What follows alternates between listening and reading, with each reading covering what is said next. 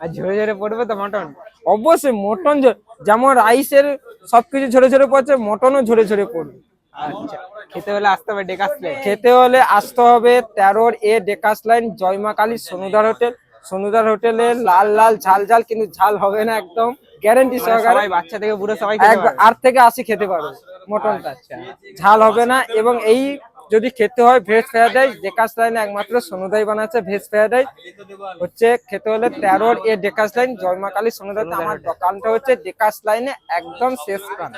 আর কেউ যদি তোমার সাথে কন্ট্যাক্ট করতে চায়, ধর আগে থেকে বুকিং বা কিছু করবে, তাহলে তোমার কি যোগাযোগ নাম্বারটা কি আছে? অবশ্যই আমার যোগাযোগ নাম্বার আমার পোস্টারে দেওয়া আছে, ওইখান থেকে তুমি কানেক্ট করে নেবে। কারণ নাম্বার তো প্রচুর দেয়, অনেকে ফেক নাম্বারে ফোন করে, রাত 2টো 2:30টার সময় ফোন করে, রাত 2টোর সময় ফোন করে, দাদা মটন কষা পাওয়া যাবে?